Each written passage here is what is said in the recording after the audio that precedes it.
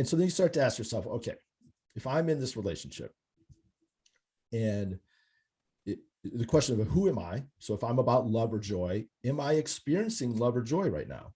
And if you're in a relationship where you know that someone is not treating you well and you know to leave that person, but you don't do it, or you don't stand up, this is a boundary issue. You're not standing up for what you need or asking them what they need, all, you know, in that kind of back and forth.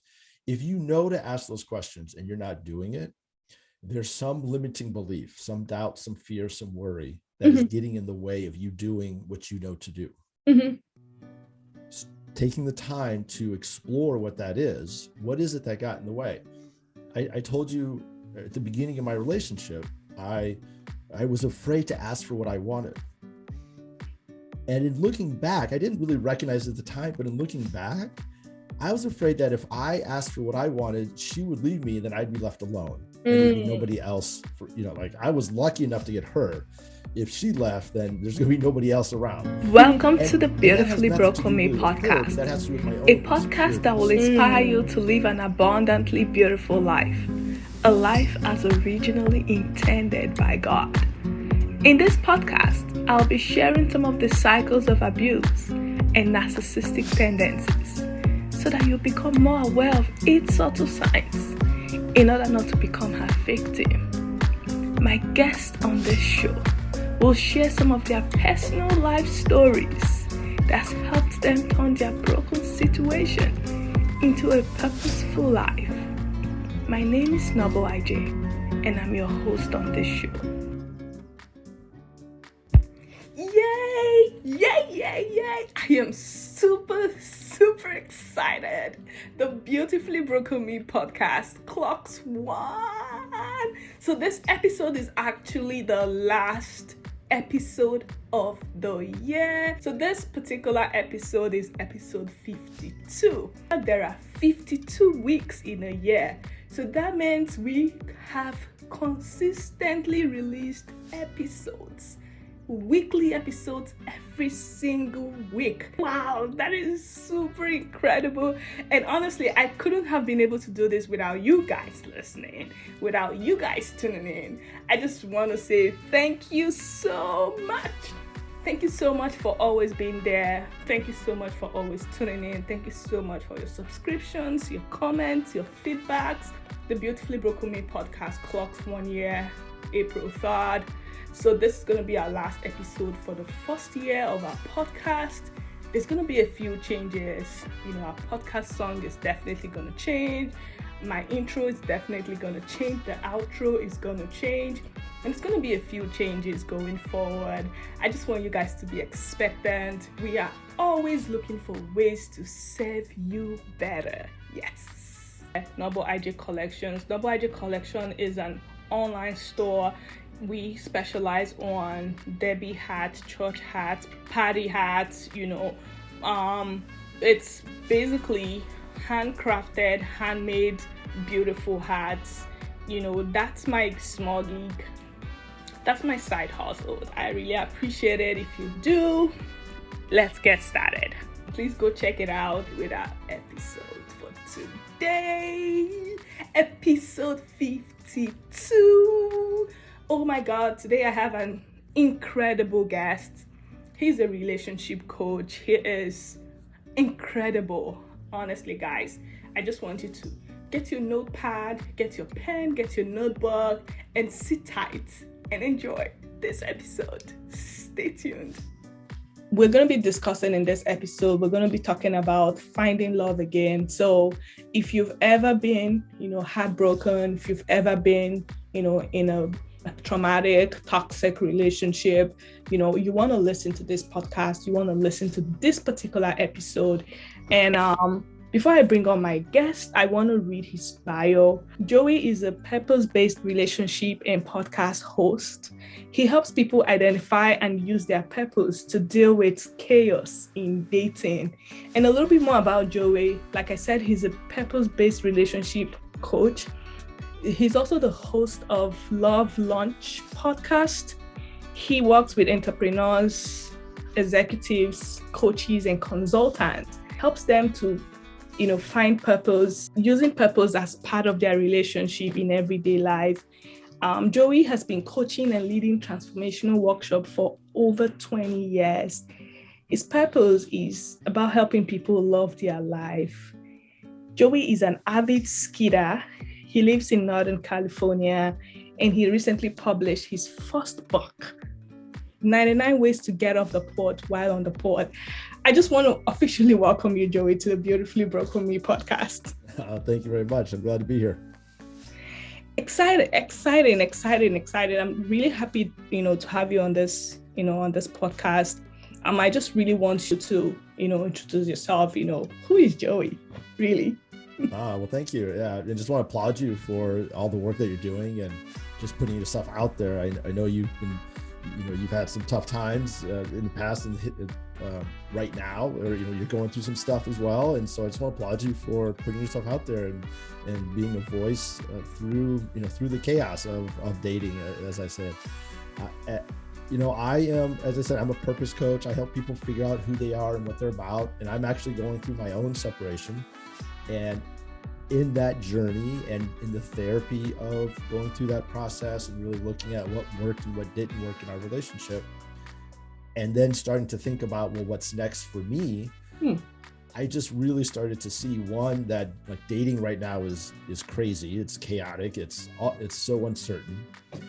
And I started to see that the purpose work that I was doing, helping people get clear on who they are, it is actually really, really helpful.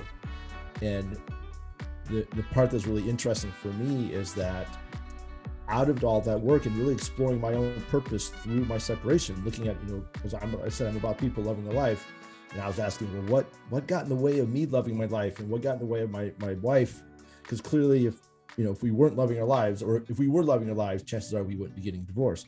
But we are, and so there must be something off. And I went back and looked, and I realized that there were some things that I wanted, or that maybe I didn't have the courage to stand up for.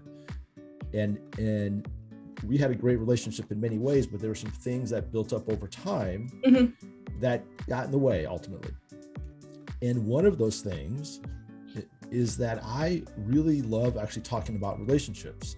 20 years ago, before we got married, I was helping a lot of people with dating and giving ideas and hosting parties and just all sorts of things, all kind of the general goal of helping people meet people. And somewhere along the way in our relationship, I stopped talking about that. And I think in part because my own lack of courage or lack of confidence and lack of clarity, I would say, I didn't quite realize how important and powerful that was to me. And also, I think somewhere in my gut, I had a sense that there was something off with our relationship. And so I didn't want to talk about relationships. You just got in the way. But on the flip side here, almost 20 years later, as we're going through the process, like I said, doing therapy, that love of relationships started to bubble back up. I said, oh, my purpose work can help with that. It's actually helping me get clear on what's important to me. And that's when I started talking to people again about relationships and applying my work and just sharing what I'm calling purpose-based relationships. And it's starting to take off, and I love it. It's just so much fun to talk about. And because it really is, the way I look at it is, it's when people can come together and work through the stuff, all the uncertainty that they're experiencing now, and work through their own hangups, all of our own personal stuff that we have, to come together to find love.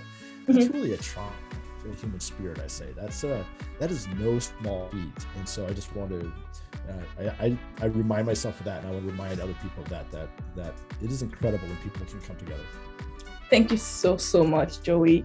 I just really want to thank you too for, sharing, sharing your story and just kind of like being vulnerable, and just talking about, your life experience. And this is really what my audience would like to hear. They want to know that the person that is talking to me is somebody that has felt my pain, or somebody that can be empathetic, somebody that had worn the shoes before. And I really want you to dive right into this particular topic, finding love again. And I just tagged it like the secret to a new and happy relationship. It's new and happy.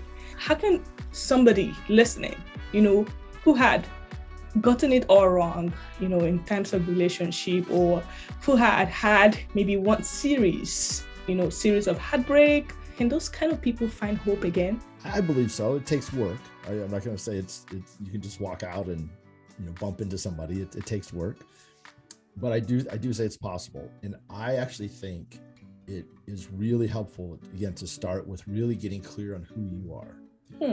And this is where I think purpose actually is very, very helpful in that journey.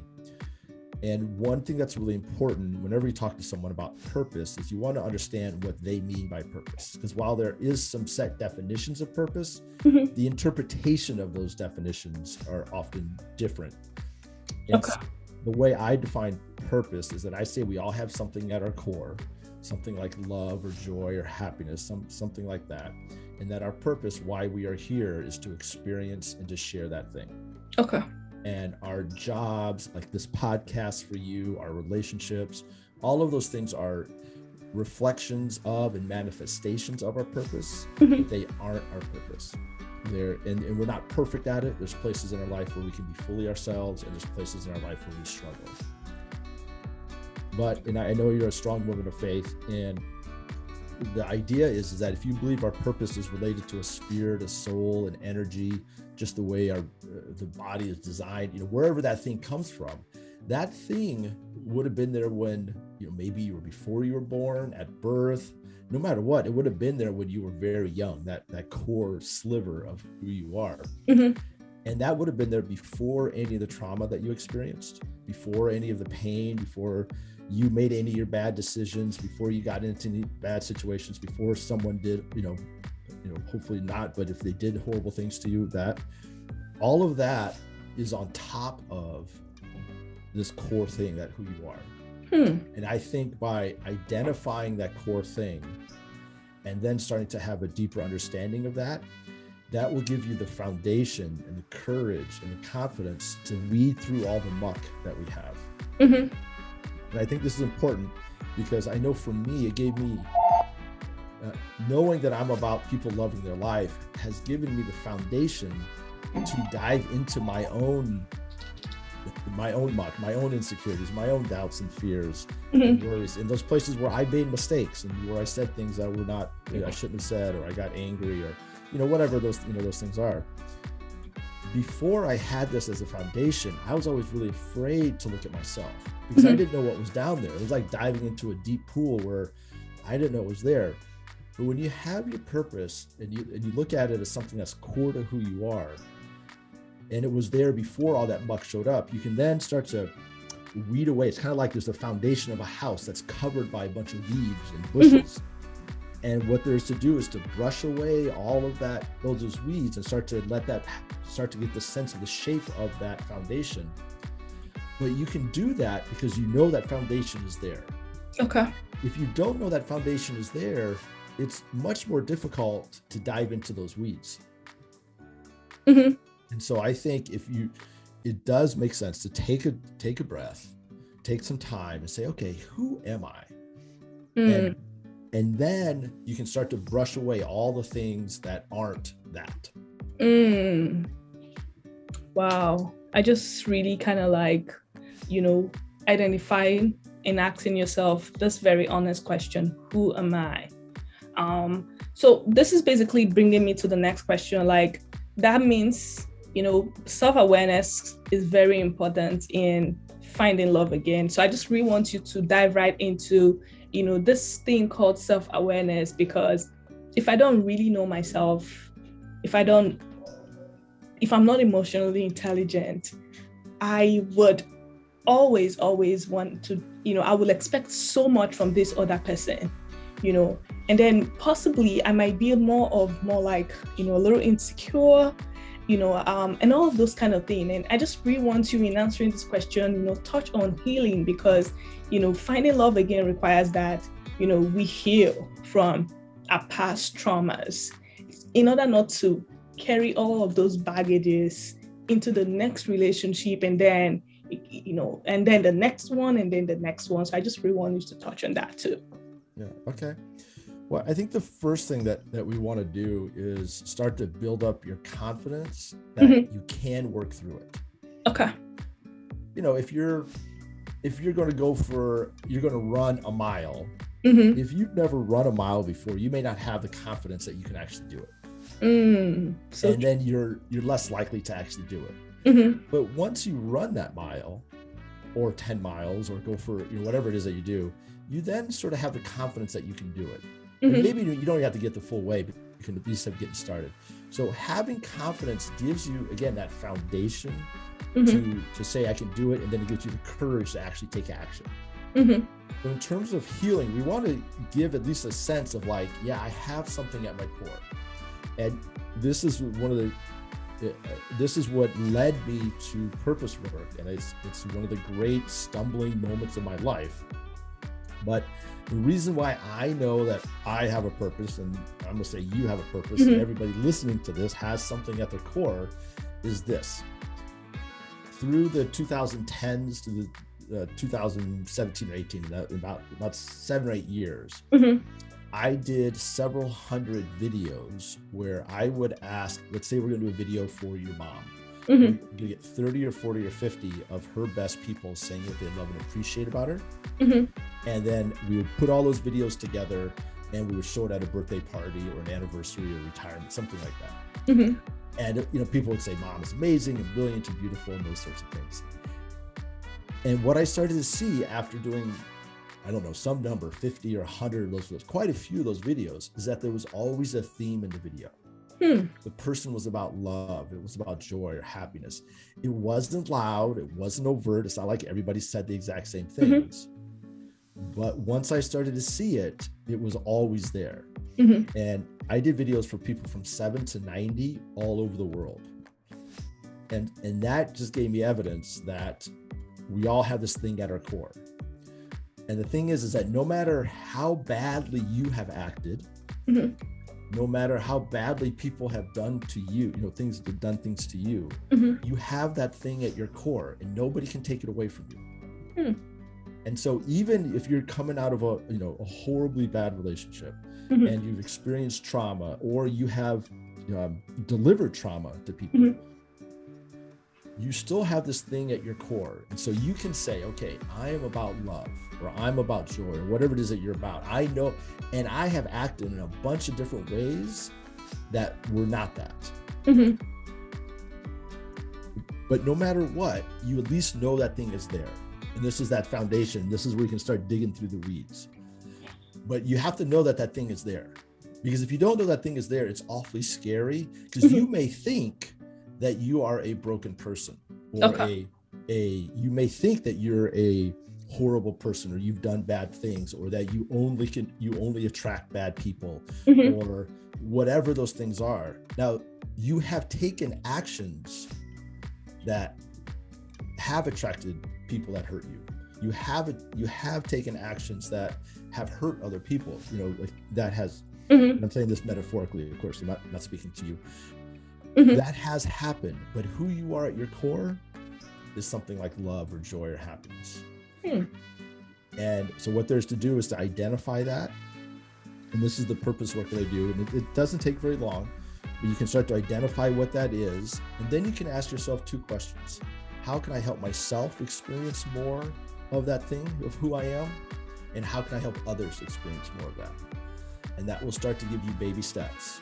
Just go back and forth and start to take baby steps. And you build up your confidence, build up who you are, of that you're this thing, this joy or love. And you work on being more of that in your life.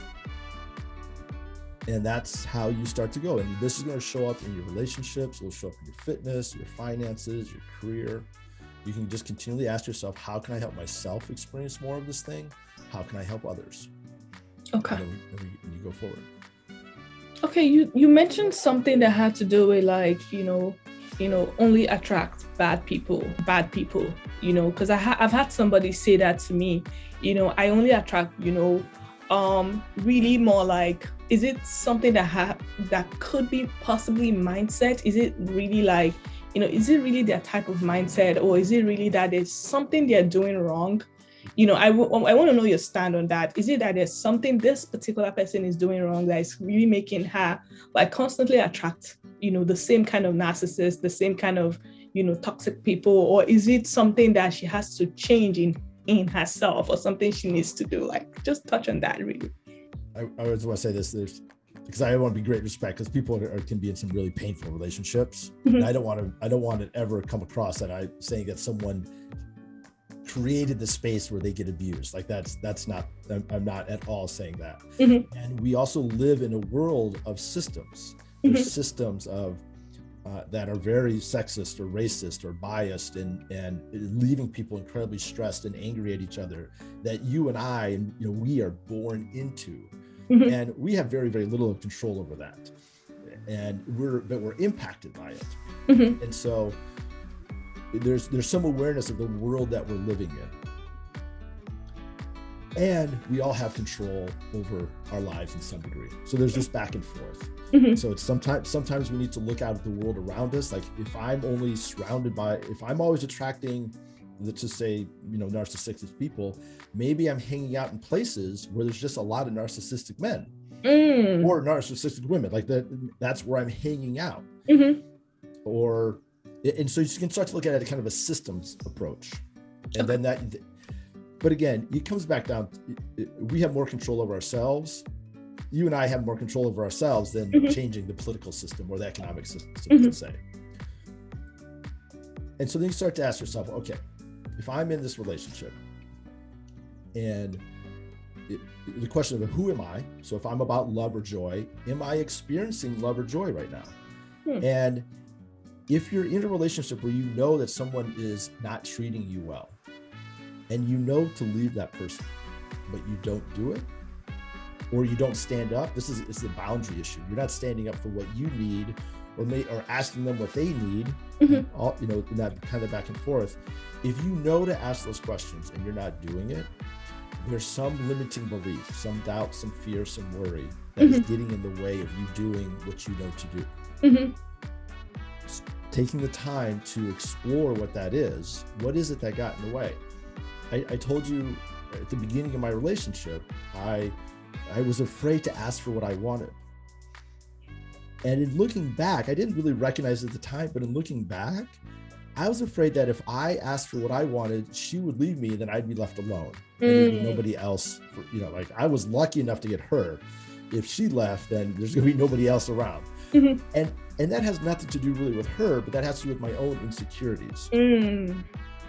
And I started to see this, and now there's attachment theories, and there's various other theories that you can look at. But the whole idea is that getting some awareness around, okay, what do I need in a relationship? What would make me feel really happy in a relationship? And either is this person that I'm with helping me create that relationship together? Am I asking for what I want? There's a lot of people ask for what they want. They think my partner should know, but they're not asking for what they want. Or maybe the partner is giving them what they want, but sometimes we ask for some things and we don't really want them, but it all, again, it comes back to, if you can start to think about, okay, if I'm about love or joy, what would help me experience love or joy in this relationship? Where is that showing up? Where is that not showing up? Because none of us are perfect. How can I help myself in this area? How might I ask for some help in that? And with a partner, you can start to say, okay, what are you about? Like, what is it that what's important to you? Who are you at your core? Because my wife and I, 20 years ago, we were not having these conversations. Absolutely. We were actually in a kind of a transformative space, but even still, we were not asking these conversations. And neither one of us really had the courage to walk away. It's probably, and the interesting part, the thing that's really, it's kind of, I don't know how to exactly respond to all this, is that I can look back early in our relationship and saw places where I knew to walk away. Like I knew there was something off. And had I done that, I would not have had the amazing experience that I had with my son. He wouldn't have been born. Absolutely. and so that's kind of interesting to me. So even out of something, a 20-year marriage, we're not quite 20, a 20-year relationship, that is going to end in a separation. And while I'm not happy with that, I can be extremely happy and proud of the fact that we have this amazing son. And I wouldn't change that for anything. Absolutely. And so to go back to like how the big thing is to ask yourself, how is it that, what do I need? Who am I and what do I need? How is this showing up in the world? If someone is being abusive to you, and again, I want to be very clear that sometimes people are in very, very dangerous situations. And I always say, like, if you're in that type of situation, please reach out for help. Get to whatever you got to do to get out of that situation. That's your physical well-being is absolutely most important. But if you're in a situation where things just aren't quite working out the way you want, and you can still talk about it, you can ask yourself, okay, what is it that I need? Am I asking for what I need? Am I getting that? What do they need? And you can start to explore that. But the main part that I want to put out there is that I talk about purpose-based relationships. And the idea is you think about, what is the relationship that I would like to have? Because if you and I, let's say you and I were dating, and instead of me saying like, oh, you should be doing this or that, or why aren't you this? You can start to say, hey, we have this relationship. It's kind of like a third party outside of ourselves. I want to have this. This is what I'm doing. Here's where I need some help. What do you think? And we can start to have more of a conversation about it. It's not the easiest thing. It's a little bit weird, I understand. But it does take, because you know how easy it is to go tit for tat, back and forth. Well, you said this and da-da-da and back and forth. But if you can put that relationship up there, it helps.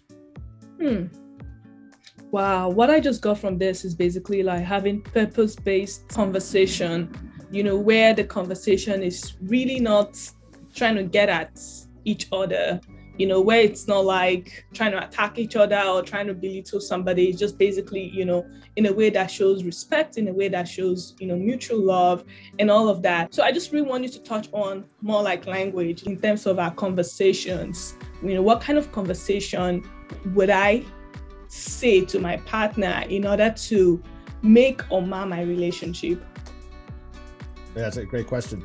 And actually, it points to one of the real powerful parts of purpose.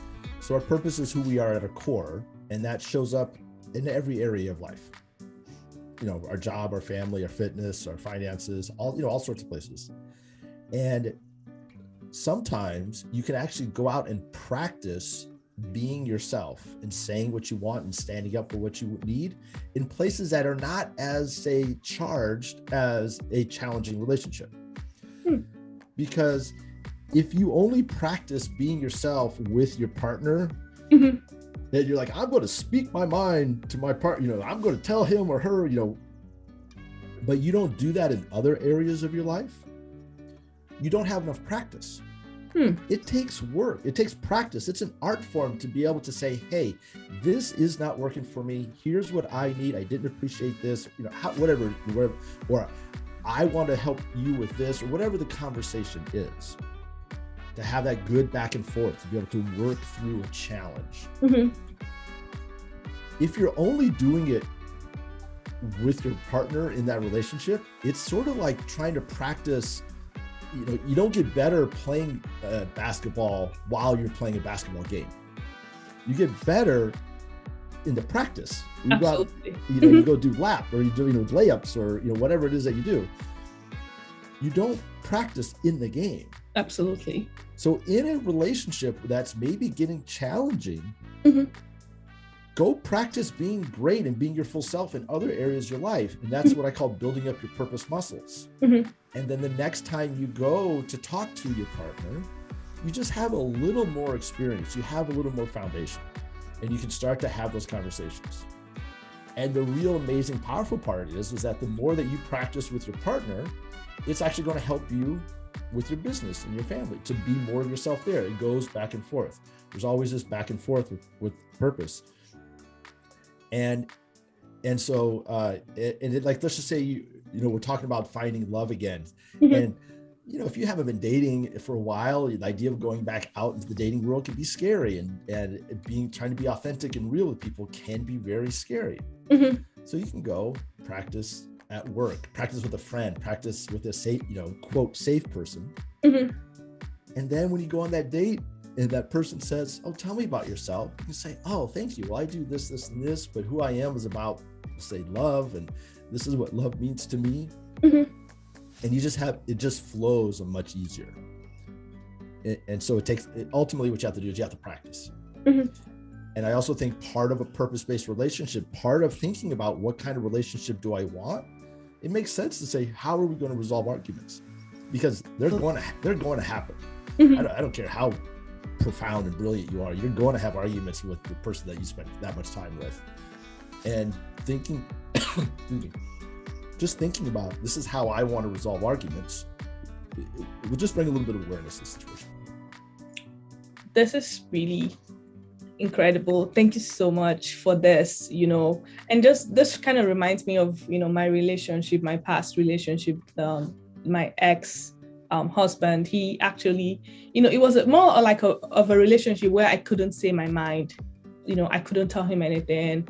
It was more like one-sided. He was the one who was, deciding everything that was going to happen. When it feels like it's one-sided, one person is like always calling the shot, always deciding what to do, and doesn't want to listen to the other person. And then it kind of makes it go wrong. And that was really why I asked you the question. I'll often ask people this question. I just want to ask you this question. What would you tell your younger self, maybe yourself before you got married, or maybe, your younger self, basically? What would you advise your younger self? Yeah, to figure out who you are. Take the time to really figure out who you are, and don't worry about impressing people. So there are people who will like you. I think that's it. And this points to the idea of this getting ready for love, is that you're going to go back out in the world and someone is going to be like, oh my gosh, you are the most amazing, perfect person. I want to be with you. And if you're not ready, if you're thinking like anybody who likes me there's something wrong with them, or if there's things that to do, like I'm going through a separation right now, I need to get all my divorce papers finalized. I just want to get all that done so that if I do go on a date and I meet like the most incredible person, I want to be able to say yes to her and she say yes to me. And there's things that I need to do to take care of that. So I would tell my younger self, hey, look, you got amazing things. You're not perfect. You got amazing things. There are people here who absolutely love you. You're a catch in these sorts of ways. And there's some work that what is the work that you need to do so that you can be ready for someone to really, so you to say yes to somebody and them to say yes to you. Thank you so much, Joey. Thank you so much. And I really want you to touch about your book. I am really excited and interested in, knowing a little bit about your book, especially any kind of aha from your book, 99 Ways to Get Off the Pot while on the pot. So just tell us what really brought about inspiration. It was a bit of a joke. I have a gratitude practice. I write down, what I was grateful for today. And one day I was on the toilet and I was typing out my gratitude, what I was grateful for on my phone. And I thought, well, that's interesting. I wonder what else I could do here. And I started writing out all these different things that you could do, whether it be sending a text to a friend, researching a new place to go on a date, learning a new word. There's just all these different things. And it turns out that people spend between 8 and 12 minutes on the toilet. And so you always have time. And so it's a bathroom book. It's 99 ways to get off the pot while on the pot. And it's all about giving you simple ways to take action to move something forward. And there's sections on career, relationship, fitness, finances. I just broke down different things and just basically did a bunch of brainstorming. And yeah, it's pretty funny. People have a good reaction to it. Oh, yeah, I really kind of like the title. Awesome. I'm going to look it up. And honestly, guys, if you're listening to me right now, please go get the book. I really, really recommend it because I will get it too. Thank you so much, Joey. I just really want you to leave us with your last and final word. And again, just tell us where we can find you, where we can find your resources, if there's any other resources that you would like to recommend, so. Yeah. Just a couple things. So thank you for giving this time. This has been great. The one part I would just say is that the dating world is changing. What we expect from men and what we expect from women, it's changing underneath us. And I think a lot of those rules I'm really happy they're changing. But again, it's like it's like a sport where all of a sudden the shape of the field and the size of the ball and the rules all have changed. And we're trying to figure out how to play the game. And we're angry at each other because we all have different rules and we can't make it work. And I think that's what dating is like right now. Men should act this way or women should act this way. All of that stuff is being changed, and maybe it will get resolved in the future. I actually don't know, but right now it's definitely not. And that's why I think having a purpose-based approach to your relationship and to your dating is really, really helpful, because it allows you to say, these are my rules.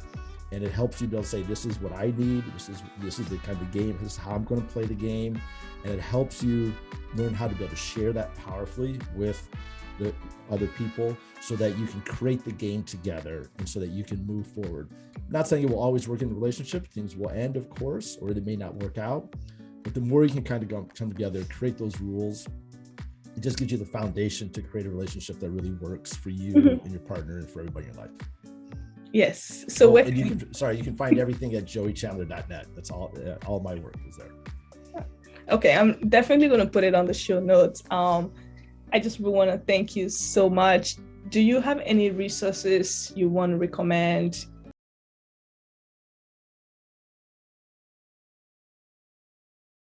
Well, I love the Libby app. It's called Libby, and you get free audiobooks from your library. Oh, wow. And I have a small library, thousands and thousands of books, and being able to read about love and joy or happiness or whatever it is that you want to read about and hear people tell stories, I think is really powerful. Thank you so much, Joey, for coming on this podcast. I really, really learned so much. Like, really, I did. Especially coming from somebody who had a failed relationship and, trying to find love again, it could be nerve-wracking. It could be a little more like a challenge and that kind of thing. But, thank you so much for, touching on building confidence, because you touched on this. And that's really one of the first steps. You can find love again, especially if you're listening, and especially if you think that, oh my God, I don't want to fail again. You just have to build that confidence, like Joey said. I really, really enjoyed this particular conversation. Again, thank you so much, Joey, for coming on. Thank you. Have a nice day. You too. Thank you. I hope you've been blessed by this episode. Please be sure to subscribe so that you'll be the first to know when we upload a new episode. Feel free to also tell a friend if this episode has greatly inspired you. You can visit us at thebeautifullybrokenne.com. You can also send us an email at thebeautifullybrokenne@gmail.com. We are also on social media at thebeautifullybrokenne. Thank you for listening. Stay blessed. Be well.